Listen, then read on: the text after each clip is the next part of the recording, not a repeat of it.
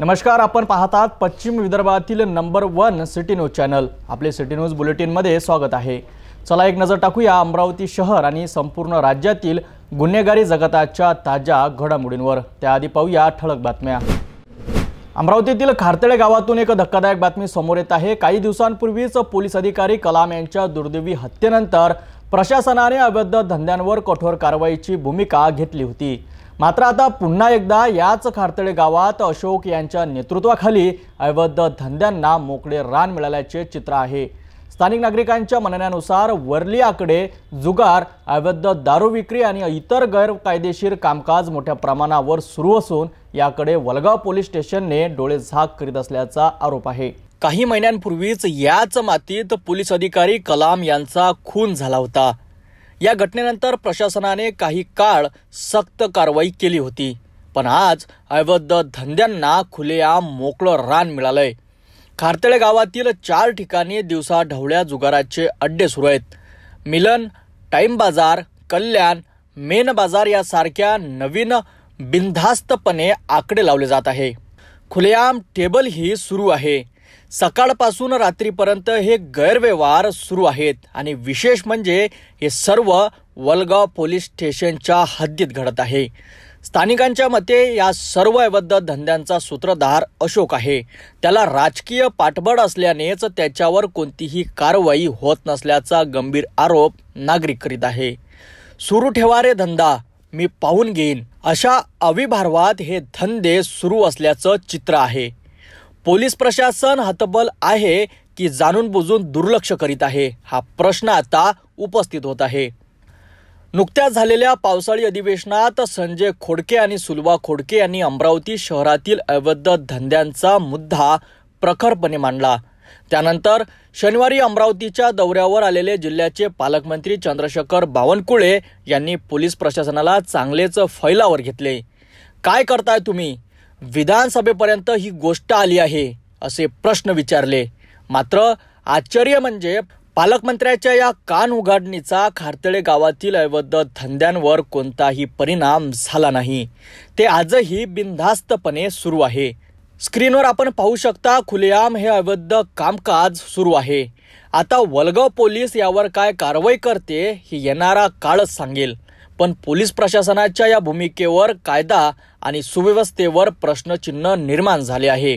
खारतळे गावातील या गंभीर परिस्थितीवर आम्ही लक्ष ठेवून आहोत। पोलीस प्रशासन यावर कधी आणि काय कारवाई करते हे पाहणे महत्त्वाचे ठरणार आहे। सामान्य नागरिकांच्या मनात निर्माण झालेल्या या प्रश्नाची उत्तरे कधी मिळणार हा खरा प्रश्न आहे। पुढील अपडेटसाठी पाहत रहा सिटी न्यूज। पथरोड येथून एक धक्कादायक बातमी समोर येत आहे, जिथे 27 वर्षीय तरुणाचा मृतदेह संशयास्पद स्थितीत आढळला आहे। पथरोड कृषी उत्पन्न बाजार समितीच्या आवारात बांधकाम सुरू असलेल्या ठिकाणी हा मृतदेह सकाळी आढळून आल्याने परिसरात एकच खळबळ उडाली आहे। हा खून आहे की आणखी काही, याबाबत अनेक प्रश्न उपस्थित होत आहे। चला पाहूया नेमकं काय घडलं आहे या प्रकरणात। अकोला जिल्ह्यातील पथरोड रायपूर येथील अर्पित चव्हाण नावाचा 27 वर्षीय तरुण आज सकाळी मृत अवस्थेत आढळल्याने परिसरात एकच खळबळ उडाली आहे। पथरोड येथील कृषी उत्पन्न बाजार समितीच्या मार्केटमध्ये सुरू असलेल्या बांधकामाच्या कॉलमच्या खड्ड्यात अर्चितचा मृतदेह सकाळी 7 ते 8 वाजताच्या दरम्यान नागरिकांना दिसला। या घटनेची माहिती मिळताच पथरोड पोलीस स्टेशनचे ठाणेदार सचिन पुंडके यांनी तातडीने घटनास्थळी धाव घेतली। त्यांनी संपूर्ण परिसराचा पंचनामा केला आणि मृतदेह पुढील तपासणीसाठी उपजिल्हा रुग्णालयात पाठविण्यात आला। सुरुवातीच्या माहितीनुसार हा तरुण मृत अवस्थेत आढळल्याने नागरिकांमध्ये अनेक शंका निर्माण झाल्या आहेत। अर्पित चव्हाणची हत्या झाली असावी असा संशय स्थानिक नागरिकांनी व्यक्त करीत आहे। ज्या पद्धतीने मृतदेह आढळून आला ते पाहता यामागे काहीतरी घातपात असल्याची शक्यता वर्तवली जात आहे। सध्या पथरोड पोलीस या प्रकरणाचा सखोल तपास करीत आहे। शवविच्छेदन अहवालानंतरच मृत्यूचे नेमके कारण स्पष्ट होईल आणि त्यानंतरच पोलिसांना पुढील दिशेने तपास करणे शक्य होईल। नागरिकांमध्ये असलेल्या संशयामुळे पोलिसांवरील तपासाचे दडपण वाढले आहे। या घटनेतील सत्य लवकरच समोर येईल अशी अपेक्षा आहे। पथरोड येथील या घटनेने संपूर्ण परिसरात भीतीचं वातावरण निर्माण झालं आहे। एका तरुणाचा संशयास्पद मृत्यू, त्यातही बांधकाम सुरू असलेल्या ठिकाणी मृतदेह आढळणे, अनेक प्रश्नचिन्ह उभे राहिले आहेत। पोलिसांकडून या प्रकरणाचा सखोल तपास सुरू आहे आणि शवविच्छेदन अहवालानंतरच या मृत्यूमागील रहस्य उघडण्याची शक्यता आहे। अमरावती वाहतूक पोलिसांनी पुन्हा एकदा आपली कार्यक्षमता सिद्ध केली आहे। अवघ्या एका आठवड्यात 2 चोरीच्या गाड्या हस्तगत केल्यानंतर काल म्हणजेच शनिवारी त्यांनी आणखी एका चोरीच्या गाडीचा छडा लावला आहे। शनिवार दिनांक 19 जुलै रोजी वाहतूक पोलिसांच्या सतर्कतेमुळे 2 महिन्यांपूर्वी जयस्तंभ चौकातून चोरीला गेलेल्या एका गाडीचा शोध लागला आहे। या गाडीची चोरी झाल्याची तक्रार कोतवाली पोलीस स्टेशनमध्ये दाखल करण्यात आली होती। वाहतूक पोलीस कर्मचारी दीपक चौकात गस्त घालत असताना त्यांनी ही चोरीची गाडी निदर्शनास आली। तात्काळ त्यांनी कारवाई करत गाडी ताब्यात घेतली। आता या चोरीच्या गाडीची पुढील चौकशी आणि चोरांचा पत्ता लावण्यासाठी ही गाडी कोतवाली पोलिसांच्या स्वाधीन करण्यात आली। पोलीस उपनिरीक्षक दत्ता डिवरे यांच्या नेतृत्वाखाली वाहतूक कर्मचारी रोहित पाल आणि सचिन राठोड यांनी ही यशस्वी कारवाई केली आहे। त्यांच्या या कामगिरीमुळे अमरावतीकरांमध्ये सुरक्षिततेची भावना वाढली आहे। आज रोजी पालकमंत्री साहेब यांचा दौरा असल्यामुळे आमचा दीपक चौक येथे बंदोबस्त लागले असता कृषी केंद्राजवळ एक गाडी उभी होती। त्या गाडीवर गाडी उभी असताना ही चालांवर आम्ही त्या गाडीची माहिती काढली असता ती गाडी सदर राटगाव येथील इस्माची ती गाडी होती। त्या इस्माला विचारले असता त्यांनी सांगितले ही गाडी आमची 2 महिन्यापासून चोरीला गेलेली आहे। सदर गाडी आम्ही राजापेठ वाहतूक विभाग येथे आणून जमा केलेली आहे, पुढील कारवाई करत आहे। तर अशा प्रकारे अमरावती वाहतूक पोलिसांनी पुन्हा एकदा आपल्या कर्तव्यनिष्ठेचं उत्तम उदाहरण दिलं आहे।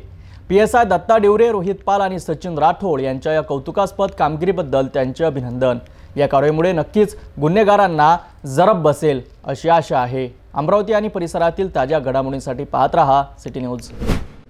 अकोल्यातून एक मोठी बातमी समोर येत आहे। शहरातील मानेक टॉकीज जवळ असलेल्या गोपाल ट्रेडर्समध्ये काल रात्री अचानक भीषण आग लागली, ज्यामुळे परिसरात खळबळ उडाली। सुदैवाने या दुर्घटनेत कोणतीही जीवितहानी झाली नाही, पण इमारतीमध्ये अडकलेल्या जवळपास 30 लोकांचे प्राण थोडक्यात वाचले। चला पाहूया सविस्तर रिपोर्ट। अकोला शहरातील मानेक टॉकीज जवळ असलेल्या गोपाल ट्रेडर्समध्ये शनिवारी रात्री अचानक भीषण आग लागल्याने संपूर्ण परिसरात एकच गोंधळ उडालाय। आगीच्या ज्वाळा इतक्या तीव्र होत्या की पाहता पाहता संपूर्ण इमारत दाट धुराने वेढली गेली। हे दृश्य खूपच भयानक होते, परंतु सुदैवाने या दुर्घटनेत कोणतीही जीवित किंवा वित्तहानी झाली नाही। मात्र इमारतीमध्ये राहणाऱ्या सुमारे 30 लोकांचे प्राण थोडक्यात वाचलेत, ज्यांना वेळेत सुरक्षित बाहेर काढण्यात आले। आग लागल्याची माहिती मिळताच अग्निशमक दलाच्या 2 गाड्या तात्काळ घटनास्थळी पोहोचल्यात आणि वेळ न घालवता बचाव कार्य सुरू करण्यात आले। अग्निशमक दलाच्या कर्मचाऱ्यांनी सुमारे 2 तासांच्या अथक प्रयत्नानंतर आगीवर पूर्णपणे नियंत्रण मिळवले। या संपूर्ण बचाव कार्याचे नेतृत्व अग्निशमक अधिकारी मनीष कतले यांनी केले आहे। त्यांच्या कुशल मार्गदर्शनाखाली संपूर्ण टीमने उत्कृष्ट समन्वयाने काम करत एक मोठी दुर्घटना टाळली आहे। या अग्निशमक मोहिमेत फायर ब्रिगेडचे चालक Deepak Dane, fireman Gopal Ingde, Avinash Sangde, Mohammad Rizwan Qureshi, Anil Khirodkar, lead fireman Prakash Bhumbalkar, Vijay Raut आणि नितीन कोलटके यांचा समावेश होता। अग्निशमक दलाच्या तत्परतेमुळे आणि त्यांच्या धाडसी प्रयत्नांमुळेच वेळेत आगीवर नियंत्रण मिळवता आले आणि मोठे नुकसान टळले। प्राथमिक माहितीनुसार आग शॉर्ट सर्किटमुळे लागली असण्याची शक्यता वर्तवली जात आहे, तथापि याची अद्याप अधिकृत पुष्टी झालेली नाही। स्थानिक नागरिकांनी अग्निशमन दलाच्या कर्मचाऱ्यांचे कौतुक करत सांगितले की जर थोडाही उशीर झाला असता तर एक मोठा अपघात घडू शकला असता। निश्चितच अग्निशमन दलाच्या जवानांनी आपला जीव धोक्यात घालून एक मोठी दुर्घटना टाळली आहे। ही घटना आपल्याला पुन्हा एकदा आठवण करून देते की आग प्रतिबंधक आणि सुरक्षा उपायाचे पालन करणे किती महत्त्वाचे आहे। आशा आहे की चौकशीनंतर आग लागण्याचे खरे कारण समोर येईल। आपण अमरावती शहर आणि जिल्ह्यातील गुन्हेगारी जगतातील बातम्या पाहिल्यात। शॉर्ट ब्रेक नंतर थोड्याच वेळात पुन्हा भेटू आणि राज्यातील गुन्हेगारी जगताच्या ताज्या बातम्या पाहू। शादी और ब्याह की शुरुआत आराधना साड़ी के साथ Aradhana wholesale shopping mall L2 Bizland complex Nandgaon Peth Amravati Jawahar road Amravati. Short break नंतर पुन्हा आपले स्वागत। आता एक नजर टाकूया राज्यातील गुन्हेगारीच्या ताज्या घडामोडींवर।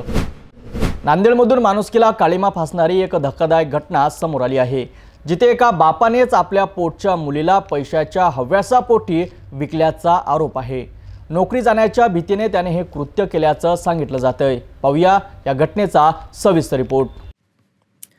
नांदेडमध्ये घडलेल्या या घटनेने सगळ्यांनाच हादरून टाकले आहे।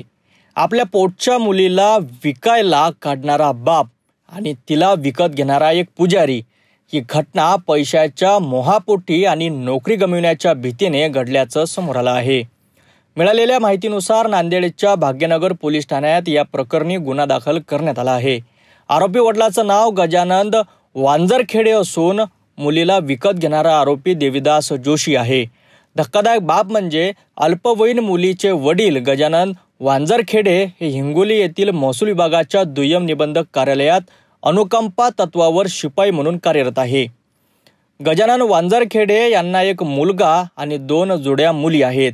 यातील एका जुड्या मुलीला विकल्याप्रकरणी गजानन वांजरखेडे यांची पत्नी सुरेखा वांजरखेडे यांनी भाग्यनगर पोलीस ठाण्यात फिर्याद दिली आहे। गजानन वांजरखेडे आणि त्यांची पत्नी सुरेखा वांजरखेडे हे गेल्या 8 वर्षांपासून वेगळे राहत आहे। गेल्या वर्षी पती गजानन वांजरखेडे यांना अनुकंपाखाली शिपाई म्हणून नोकरी मिळाल्याने हे प्रकरण उघडकीस आलं। मला 2 मुली, पहिला मुलगा झाला, त्याच्यानंतर 2 मुली झाल्या आणि माझ्या मिस्टरला नोकरी लागणार होती। तर त्यांनी काय केलं, मला माझी मुलगी माझ्यापाशी दिली नाही। मग मी ते अर्ज दाखल केला पोलीस स्टेशनमध्ये। तर मी म्हणलं असं का करायला, तर ते म्हणलं मला नोकरी लागणार गव्हर्नमेंटची, मी तुला लेकरू देत नाही म्हणल्यानं मग त्या मारथड्याला त्यांनी मुलगी माझी विकली। त्यांचं नाव काय बरे, ते गुरुवेद पूजापाठ करणारे मारथड्याला, तर त्यांना विकली। मग आम्ही त्यांच्याकडे भेटायला गेलो, तर त्यांनी आम्हाला काही भेटायला वगैरे येऊ दिलं नाही। त्याच्यानंतर मग आम्ही काय केलं, पोलीस स्टेशनची मागणी म्हणजे मदत घेतली। तर त्यांना बोलून घेतलं, त्या म्हणजे ज्याला मुलगी विकली त्यांना। तर ते म्हणले असं तुम्ही का केलं, म्हणले मुलगी का विकली, म्हणले तुम्ही आईला का देत नाही। तर ते म्हणले आम्ही तिनं मरून गेली तरी आम्ही तिला लेकरं देणार नाहीत, असं त्यांनी सांगितलं आम्हाला। मग आम्ही त्याच्यानंतर त्यांच्या नोकरीच्या ठिकाणी सुद्धा आम्ही गेलो, तर तिथं सुद्धा आम्ही सांगितलं। तर ते तिथले लोक काय म्हणले, असे 12 भानगडी केल्यापेक्षा तुम्ही त्यांच्या आईला मुलगी देऊन टाका। तर ते म्हणले आम्ही देणार नाहीत, म्हणले तिनं काही करू जा, म्हणले आम्ही लोकांना विकून टाकू, म्हणले पण आम्ही मुलगी त्यांना देणार नाही।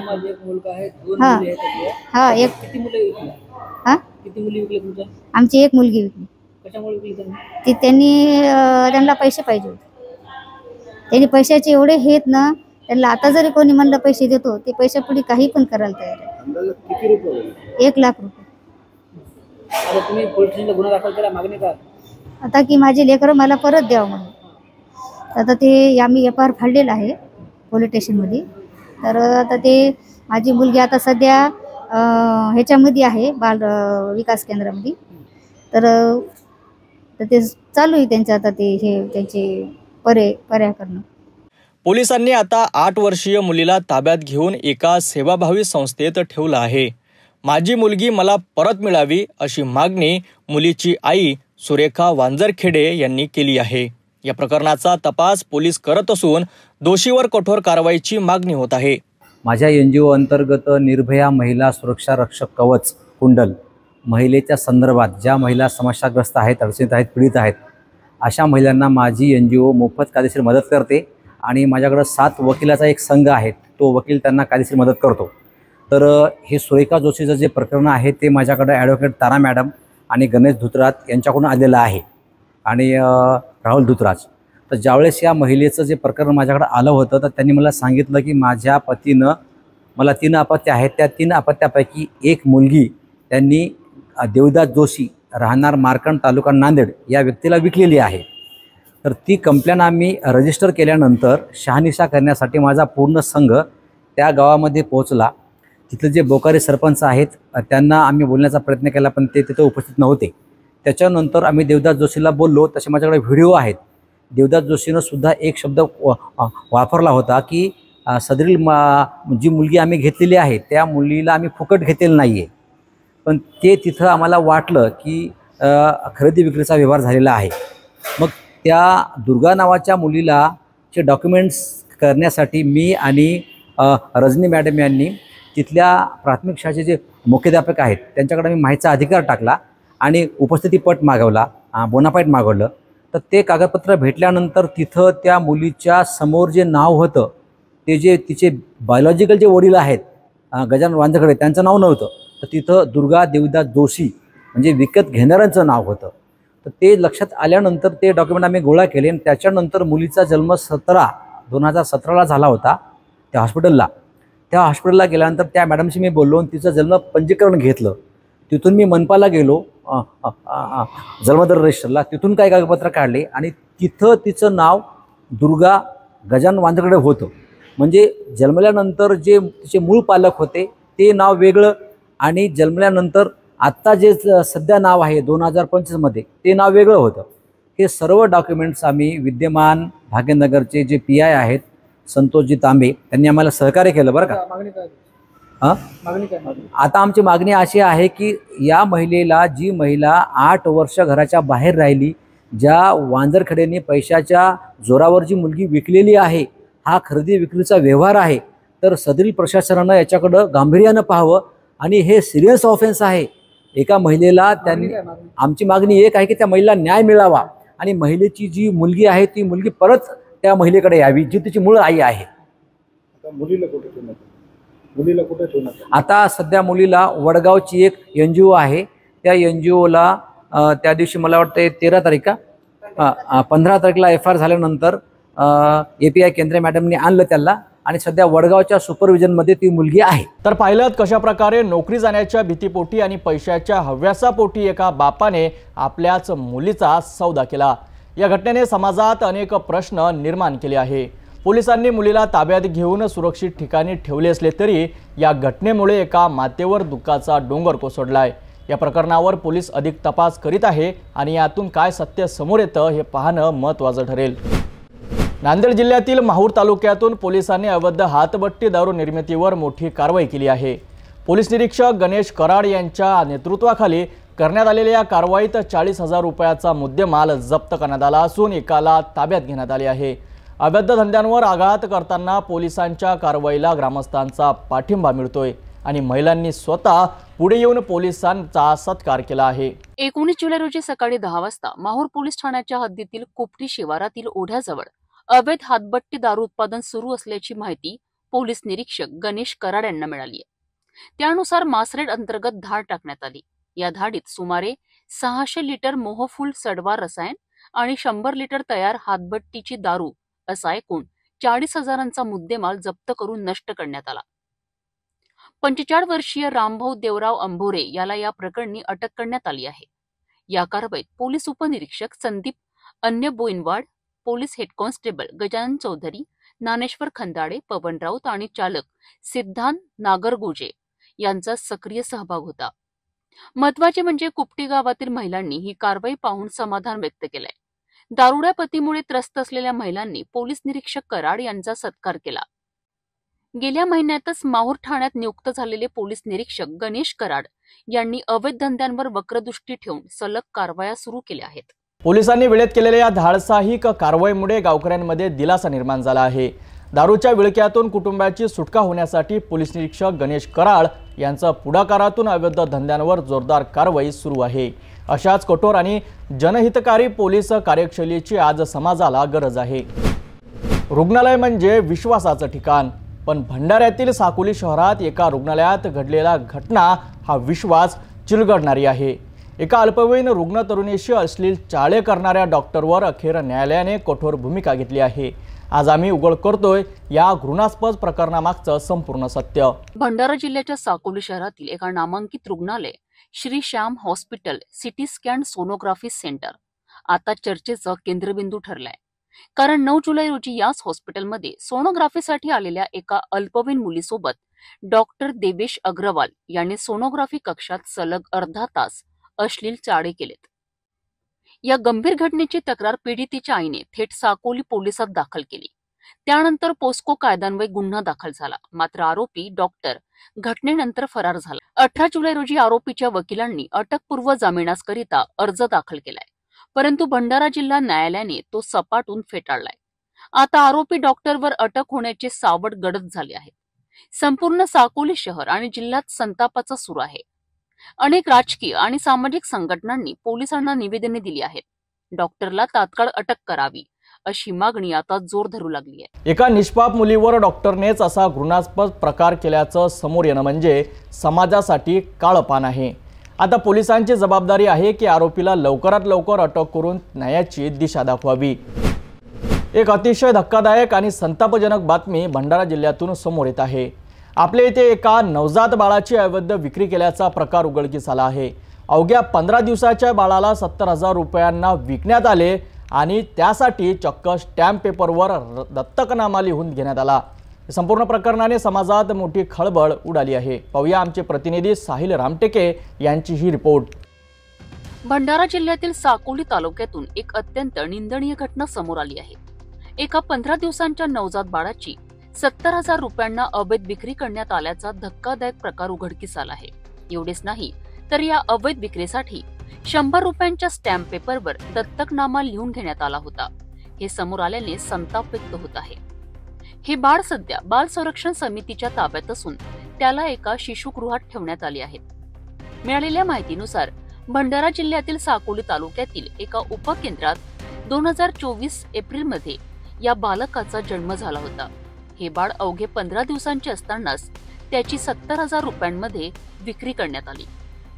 या घटनेतील गंभीर बाब म्हणजे या बाळाची प्रसूती भंडारा शहरातील एका नामांकित खासगी रुग्णालयात झाल्याचे बोगस दस्तावेज तयार करून नवीन जन्म प्रमाणपत्र देखील बनवण्यात आले होते. या संपूर्ण प्रकरणाची तक्रार चाइल्ड हेल्पलाईन क्रमांकावर करण्यात आली होती.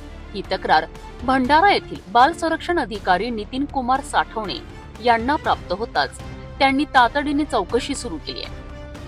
त्यांच्या चौकशीअंती हा संपूर्ण संतापजनक प्रकार समोर आला आहे. या गंभीर प्रकरणाची तक्रार साकोलीच्या पोलीस ठाण्यात दाखल करण्यात आली आहे. पोलिसांनी या प्रकरणी 7 जणांविरोधात गुन्हा दाखल केला असून पुढील तपास सुरू आहे. हेल्पलाईन 1098 या टोल फ्री क्रमांकावर भंडारा जिल्ह्यामधील एका बालकाची विक्री झाल्याची तक्रार आपल्या कार्यालयामध्ये प्राप्त झाली होती. सदर तक्रारीची पूर्णतः पडताळणी करून बाळाची विक्री झाल्याची निष्पन्न झाल्याने पोलीस स्टेशन साकोली येथे दिनांक 14/7/2025 रोजी 7 आरोपी विरुद्ध गुन्हा दाखल करण्यात आलेला आहे व बालकाला सुद्धा महिला आणि बालकल्याण समिती भंडारा यांच्या आदेशानुसार शिशुगृहात दाखल करण्यात आले आहे. मान्य न्यायालयाच्या आदेशाशिवाय कुठलीही बालकाची दत्तक प्रक्रिया पूर्ण होत नाही. कुठलेही दाम्पत्य 100 रुपयाच्या स्टॅम्प पेपरवर जर खरेदी विक्री करून बालकाचा स्वीकार करत असतील तर सदरची प्रक्रिया ही अवैध दत्तक प्रक्रिया झाल्याचे समजून त्यांच्या विरुद्ध महिला आणि बालकल्याण विभागाकडून कारवाई करण्यात येईल.